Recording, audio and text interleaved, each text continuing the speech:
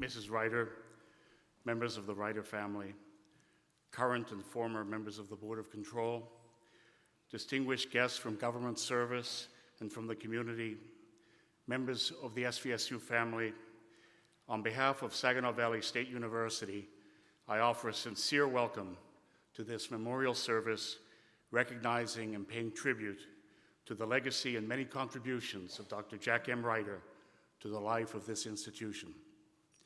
My name is Carlos Ramey. I'm the Associate Dean of the College of Arts and Behavioral Sciences, and I was privileged to get to know Dr. Ryder over the years, and in particular during the preparations for the 50th anniversary celebration of the founding of the university.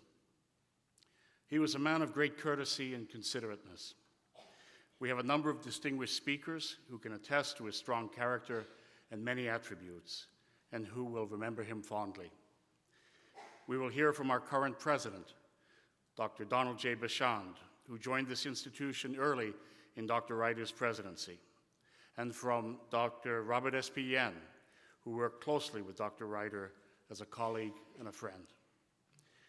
Dr. Eugene Hamilton, who has successfully played so many roles at SVSU, will recall for us the tireless efforts of Dr. and Mrs. Ryder to create an environment conducive to collegiality and quality academic programs. We will also hear from Dr. Ryder's stepson, Mr. Thomas Owens, who will share with us his perspective as a member of the Ryder family. Also with me on the stage today is Dr. Emerson Gilbert, whose career in higher education dates to days early on working with Dr. Ryder at institutions in Indiana and continued at SVSU.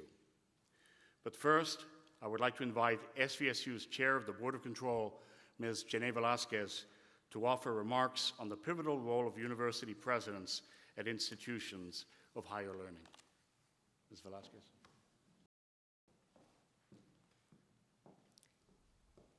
Thank you, Carlos. And thank you to the family for allowing us to host this memorial service. It's very special to us. He was very special to us. We are grateful to be able to celebrate his life and the contributions of Dr. Jack Ryder here today. I was appointed to the SVSU Board of Control in 2011, and in my years of service, I've come to recognize that all boards and all presidents share similar responsibilities. They're the basic things, the top three being ensuring fiscal integrity of the university, maintaining quality of academic programs and the quality of life for our students, faculty, and staff, and certainly, most importantly, to guide the institution in adhering to the mission of the university. All boards and all presidents face similar challenges as well. And while the details of those specific challenges may vary from year to year, the one constant is the most critical, and that's the role of the president. A university president is the public face of the institution, and because of that, sometimes they bear a heavy burden. At every university, every president understands that he or she is not alone. They walk and partner with the board of that institution. Together, they work to address the challenges and create the plans for the future. A truly effective president leaves behind a foundation for its next president, and the one after that, and the one after that. That type of leader has an impact that lasts many years and decades, and it continues to have meaning from president to president, from generation of students to generation of students. Dr. Jack Ryder left the office of the president of SVSU 30 years ago, and each successive president sets the stage for a play they may never see, or at least a play they will never act in. During his tenure, Dr. Ryder took the stage, supported the cast, built the sets, grew the audience, and developed a lot of interesting characters, some of which share the stage today. And even Gene Hamilton has a musical named after him. He did all this to ensure that future performances were successful. Dr. Ryder was the right person in the right role at the right time in our greatest production, SVSU.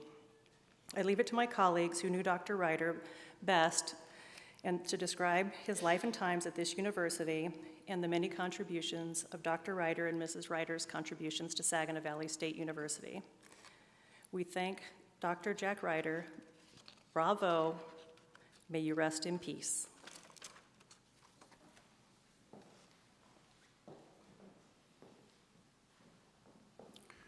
Thank you, Ms. Velasquez. Please join me in a moment of reflection as the Cardinal Singers, under the direction of Dr. Kevin Simons and accompanied by Ms. Amanda Stamper, perform I Vow to Thee, My Country.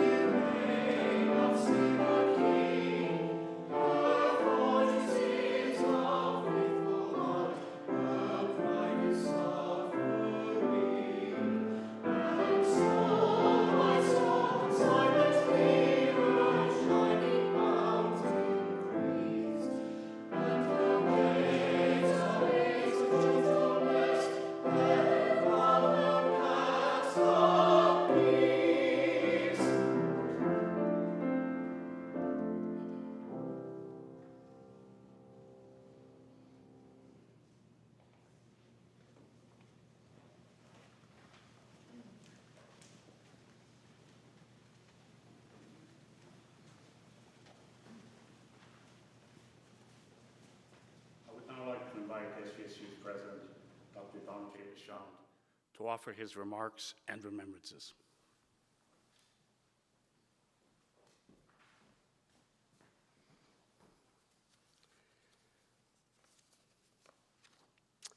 Thank you, Carlos, Lila, and family, friends of SVSU, and friends of Dr.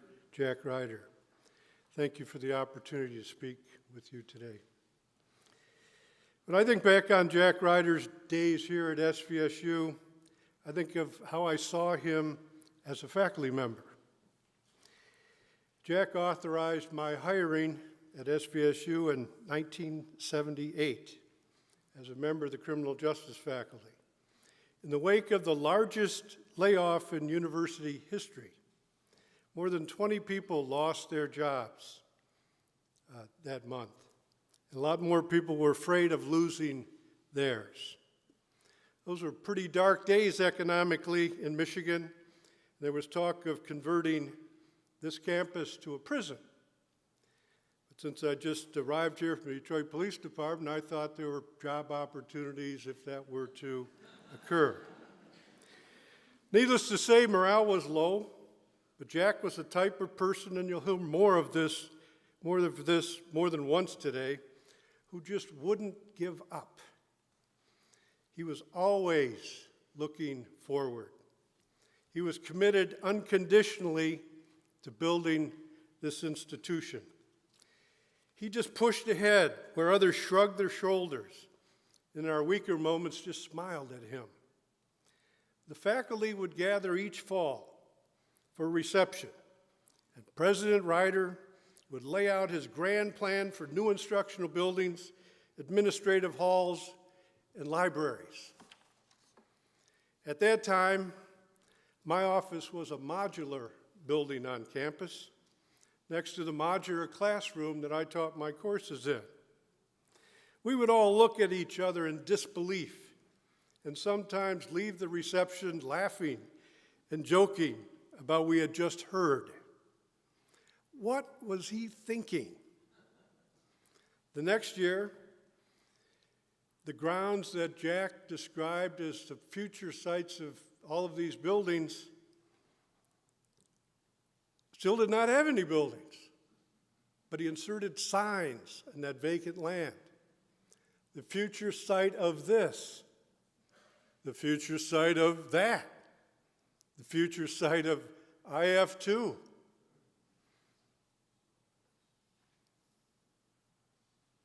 But of course, as you already know, it was not long after that those signs became actual buildings.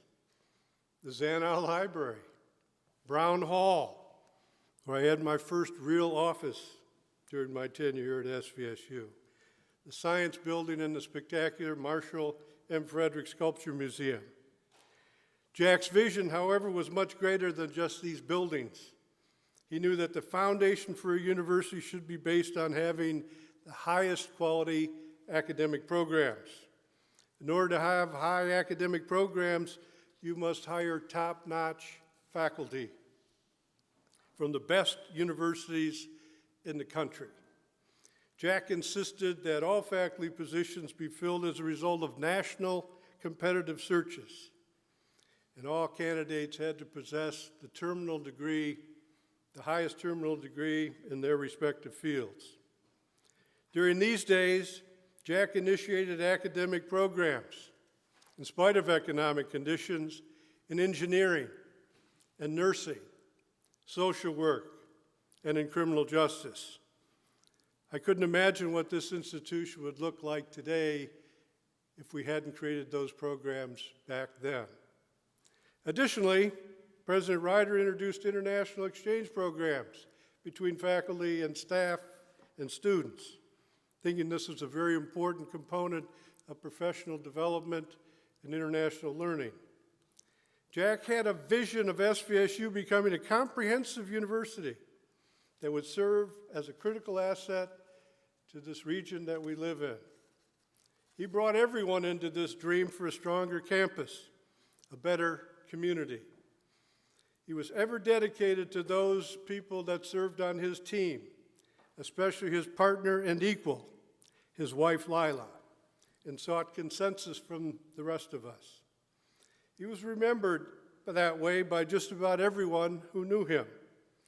I last saw Jack and Lila in September of 2015, when Jack came to campus to be enshrined in the SVSU Sports Hall of Fame. Leanna and I invited them to the house, the very house that they once occupied. They stayed for an extended visit. Jack was so proud of what SVSU had become. It had developed a beautiful campus, in his words, and has employed so many fantastic people over the years. He was especially proud of the overall academic quality of the programs we offer at SVSU. He said, "I was so honored to be a small part of what has become such a great place." He really was a man of great vision, character, and kindness, and a great friend to me. Thank you.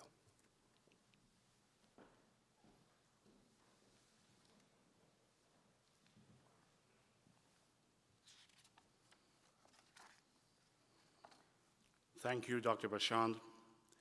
I would now ask Dr. Robert S. P. Yen to speak to us about his years with Jack Ryder. Dr. Yen.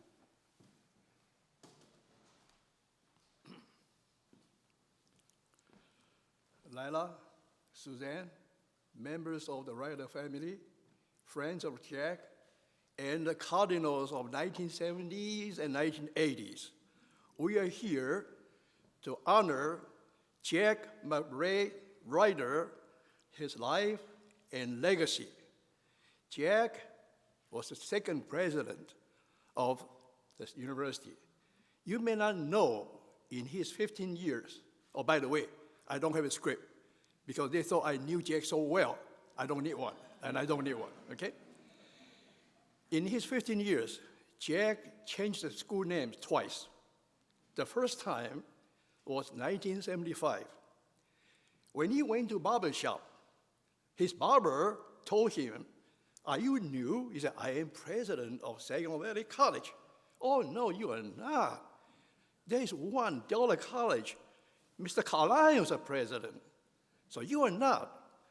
Jack said, "I am the president of Saginaw Valley College." So he came back. He said, "Bob, I don't like to be called, president of Delta. I'm president of Saginaw Valley." So he changed the name. He put state into it. First time. And this whole thing remained Saginaw Valley State College until 1984, when I had a chance to engineer a visit for Jack and Ryder to China. Coming back from China, they brought back 2 pieces of documents, one in Chinese, one in English. The title of Jack M. Ryder was Dean of Saginaw Valley College, State College. In Chinese, 院长, Saginaw Valley 院长, not 校长. You speak Chinese-speaking people, you know what I mean. So in any event, he said, "Bob, come in." I said, "Oh my God, my boss wanted to fire me." "Yeah, no. Tell me, what is this in Chinese?" I said, "This is Dean of Saginaw Valley State College." "Hell no, I am the president." "You want to be president? You changed the name." So in 1984, he worked hard. He lined up with Grand Valley, Don Roberts, Grand Valley and Ferris State, Lake Superior State, mobilized 4 state colleges presidents to change the names from state colleges to state universities. So, ladies and gentlemen, until 1987, state of Michigan had 15 public universities, 11 universities, 4 colleges. After 1987, all 15 public, are called universities. Jack Ryder, okay? I don't want to repeat some of the accomplishments addressed by President Bashang and so on. Let me speak another one here, so-called IF2, all right? That's a very famous line, IF2. When Jack was ready to move on to construct the second major project of this campus, he and I went to Lansing to present his proposal. On the way there, Jack said, "Bob, one thing I want you to do for me is when they ask IF2, you just keep your mouth shut."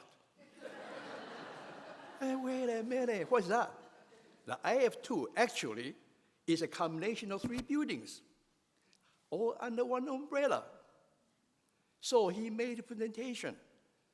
Well, you may know not everybody was listening to his presentation.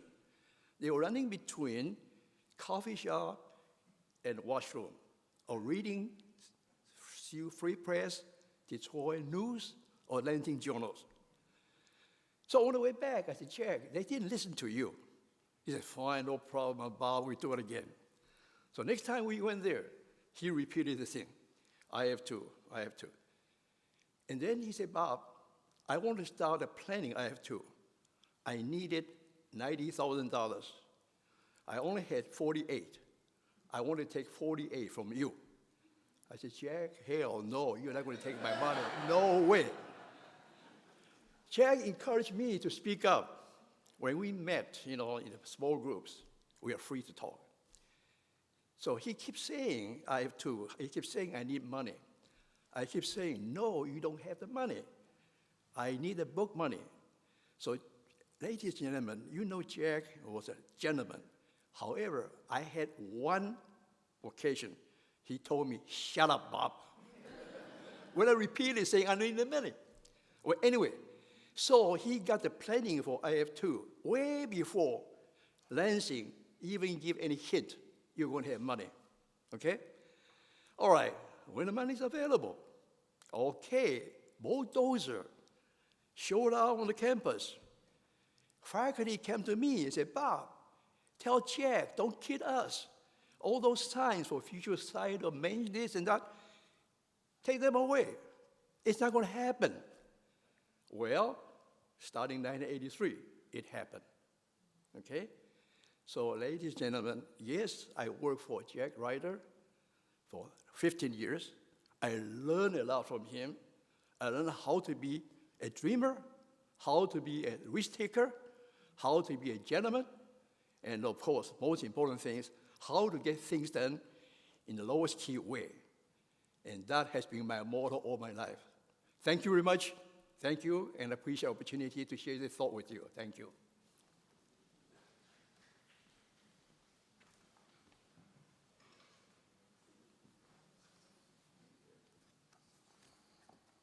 Thank you, Dr. Yen. The Cardinal Singers will now pay tribute to the legacy of Dr. Ryder as they perform the traditional Irish hymn, Be Thou My Vision.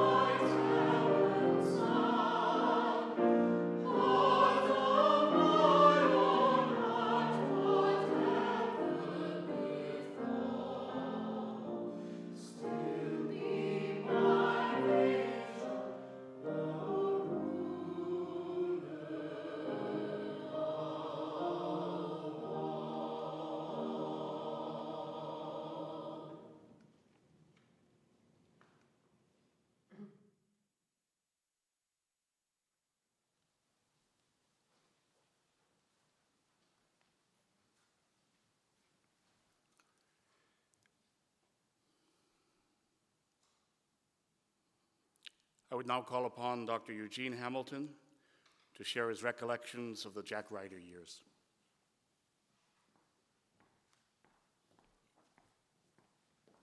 Thank you, Carlos. I got to adjust this. They told me to be like Bob Yen and be short. So,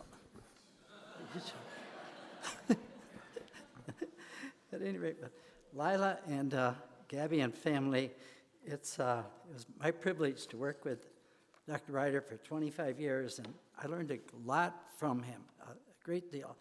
The thing that I learned mostly was to try to be like him, and I think that was important because Jack M. Ryder, wise, humble, considerate, compassionate, relentless, persevering. Jack M. Ryder, a man of true grit, whose selfless actions benefited innumerable individuals and whose legacy is clearly evidenced at this university. Many of us who worked with Jack saw his true grit and relentless determination in action in 1986 when we hosted the annual legislative luncheon. At that time, it was called Legislative Dinner. At that time, our plans and our lobbying efforts were all about constructing IF2, which would eventually be called Brown Hall. After dinner, it was traditional to have comments from each legislator. The final legislator to speak stated emphatically that despite our lobbying efforts, there would be no IF2. There was no money available, so we might as well forget about it. Well, we were deflated. Our plans went out the window. We sort of sat there stunned. There was no sense to dwell on it. However, everyone underestimated Jack Ryder. Jack took the microphone to thank all for attending and the legislators for their kind remarks. But as he concluded, he looked down at that legislator and said, "In closing, I will tell you, we need IF2, and we will get it. Thank you all for coming tonight." I and other staff members were surprised at the president's boldness and wondered if IF2 was doomed forever. But there's a photo in the archives here of Jack Ryder standing on the second floor of Wicks Hall about 6 months after that dinner, and he and the legislators are wearing hard hats as they look out at the site where they will soon proceed to go and break ground for IF2. He was relentless and he persevered. As we and visitors from far and wide enjoy the Arbory Fine Arts Center, including the Marshall Frederick Sculpture Museum, we must appreciate the efforts of Jack and his hardworking wife, Lila, because they worked together for funding, design, and the overall grandeur of that center. But Jack was also compassionate. He was a leader in times of crisis. On the morning of April 25, 1985, following a tragic fire which displaced several employees, including the president himself, Jack gathered us in the old theater across campus. And as we sat nervously, wondering, what are we going to do? We were lost. So many employees didn't know where they were going to go for the next hour or days or months. But Jack addressed us with, "If you are wondering why I called you here this morning, it's because we have some burning issues to discuss." Honestly. And we left the theater smiling about Jack's remarks and ready to work together under his leadership to help settle every fellow employee who was displaced by the fire. And Jack Ryder watched over us with care for everyone. He moved about the campus, thanking employees at all levels for their sacrifices, and he was undoubtedly making a very big one himself. I could go on for hours with stories about Jack M. Ryder and Lila, because we were a family here. We had a lot of stories to tell. But I think we can look around us and sense that Jack was a remarkable man, and we are all so fortunate for his efforts to build this campus, this university. Thank you.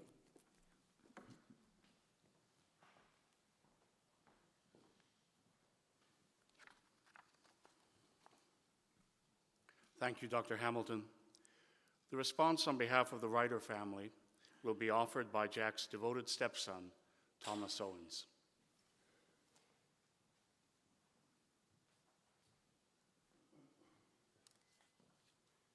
So what I want to talk to you about are a few things from Jack's life, anecdotes really, that give you some idea of what he was like before and after Saginaw Valley State University, so you get some context for what you see here. And I would describe his life in 3 words: patience, perseverance, and vision, and all of that within the educational context. So the first anecdote I want to talk to you about is something that I pulled out of a paper he wrote for one of his education classes when he was an undergrad. "I believe in the fundamental dignity and worth of the individual as a guiding principle of life.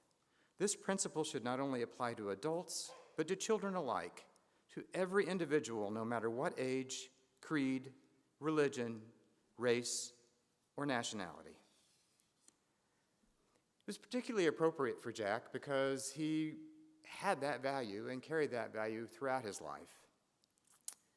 In his 1962 PhD thesis, he was trying to figure out, I should stop and put that in context. 1952 was when he wrote that undergraduate quote. So that was 3 years before segregation was entered in Southern schools.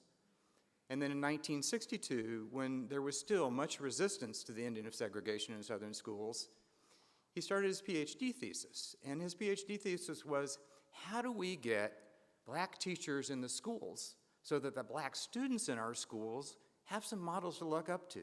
So they too desire to be educated like their teachers. So they too can have the benefits of that education. And so his research on his thesis was about that, and he engaged several superintendents of Michigan schools and got them to think about it and work with him to plan, how can we do this and bring the communities along with us? The next anecdote is one that's more personal to me. Jack and I lived together for some years, and it's difficult to live as a stepfather to a stepson, especially an adolescent. And so I remember quite well, in 1970, he said something about something we were watching on the television, and I had a short fuse. And I picked up the bottle of mustard that was sitting on the table and flung it at him, and I hit him. I got him with the mustard, I got him with the bottle. I'm sure it caused some pain and definitely caused some stain. And ran out of the room. And one would expect a negative or harsh reaction, maybe some yelling. No, he just left me alone, because I think he understood that was the best thing, is to leave me alone. And then he came to me a few hours later, and we talked about it, and talked about what caused my emotion and maybe better ways to express it, but never with a feeling of punishment or condescension. It was just, let's move this forward. So I take great pride in the fact that I think I helped prepare him for Saginaw Valley State University, where he was going to meet some other immature individuals of a similar age and have some things to deal with them. At SVSU, and this is where I really am speaking for my mother, SVSU was someplace that allowed her life to have more meaning than it would have otherwise without Jack. And so he gave her a role that went beyond the hostess, the woman who would help raise the funds, to more meaningful work for her that was more suited to her capabilities.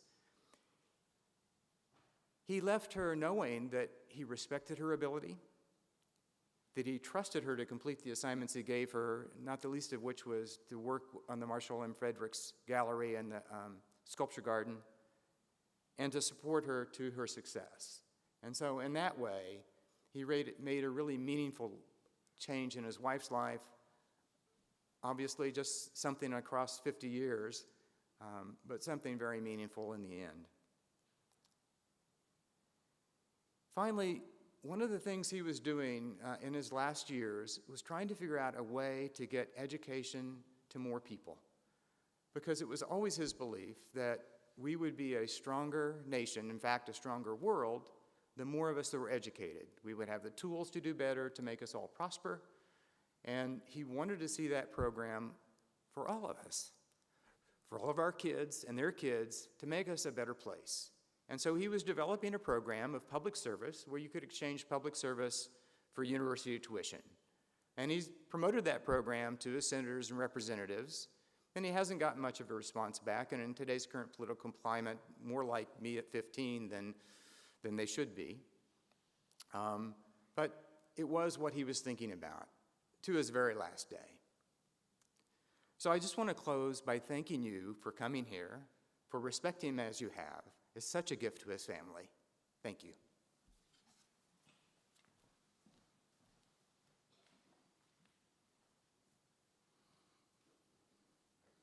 Thank you, Mr. Owens, for those poignant and heartfelt remarks.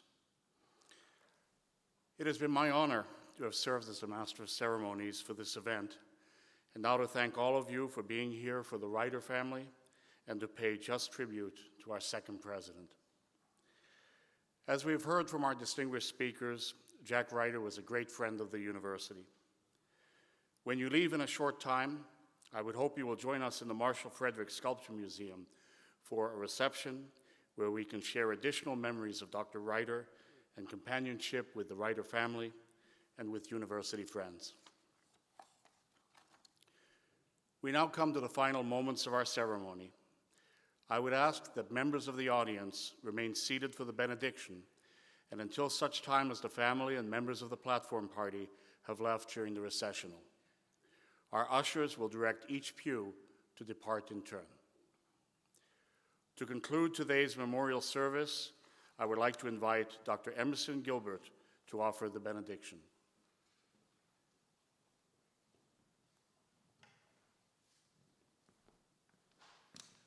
You know, it was 50 years ago when I first met Jack, and he was dean of Purdue University campus in Indianapolis. Over those 50 years, there have been so many good memories, good times, and at least most of them good, except for the day when he made me jump out of a birthday cake to represent the university at a high school event. I did, but anyway, that's a story for another day. Our gathering today has celebrated the life of Jack Ryder and honored his legacy as president of Saginaw Valley State University. Always a gentleman, humble yet strong, a mentor to many of us.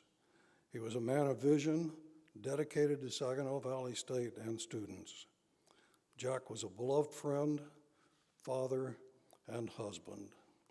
We are blessed beyond measure that Jack has been a part of our lives, and we are honored, Lila, that you have shared this day with us, this day of celebration and remembrance. We pray that the memories of good times, his humor, wisdom, love, and a life fully lived will sustain you and your family during the days, weeks, and months ahead. Amen.